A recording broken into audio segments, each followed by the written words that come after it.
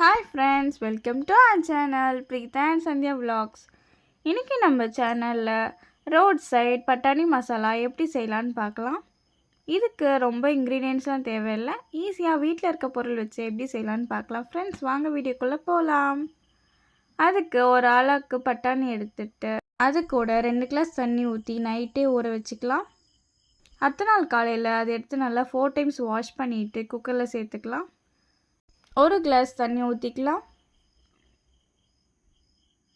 அது கூடவே 1/2 spoon turmeric சேர்த்துக்கலாம். 1 ஸ்பூன் உப்பு சேர்த்துக்கலாம். குக்கரை மூடி ஸ்டவ் மேலே வச்சு 3 விசில் விட்டதுக்கப்புறமா இறக்கிக்கலாம்.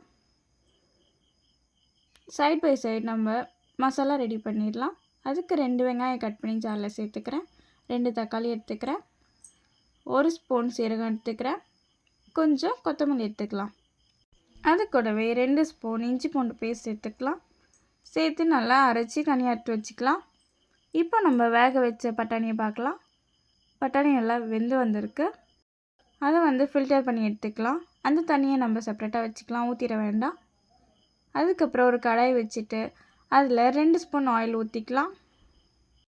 எண்ணெய் சூடு ஏற்றதுக்கப்புறமா நம்ம அரைச்சி வச்ச பேஸ்ட் அதில் கூட சேர்த்துக்கலாம். இஞ்சி பூண்டு பேஸ்ட்டு, ஆனியன், தக்காளி எல்லாமே நல்லா பச்சை வாசனை போகிற அளவுக்கு வதக்கிக்கலாம். அது கூடவே 1 ஸ்பூன் உப்பு சேர்த்துக்கலாம். 1/2 ஸ்பூன் குழம்பு மிளகாத்தூள் சேர்த்துக்கலாம்.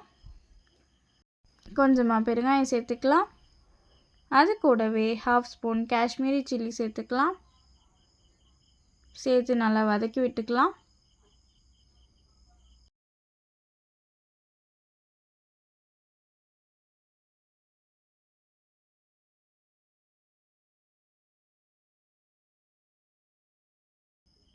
இப்போ பாருங்கள், பச்சை வாசனைலாம் போய் நல்லா கொதிச்சிட்ருக்கு. அது கூடவே 1 ஸ்பூன் தனியாத்தூள் சேர்த்துக்கலாம். அதுக்கப்புறம் நம்ம அந்த பட்டாணி வேக வச்ச தண்ணி இருக்குல்ல, அது கூட கொஞ்சம் பட்டாணி எடுத்து போட்டு அரைச்சி ஊற்றிக்கலாம்.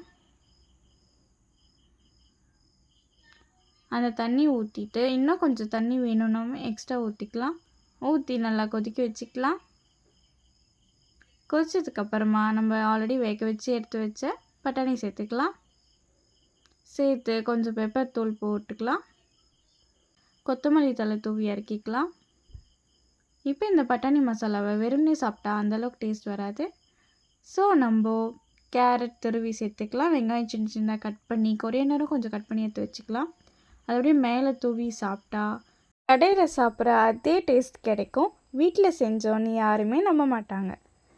இந்த வீடியோ உங்களுக்கு பிடிச்சிருந்தா லைக் பண்ணுங்கள், ஷேர் பண்ணுங்கள், சப்ஸ்கிரைப் பண்ணுங்கள்.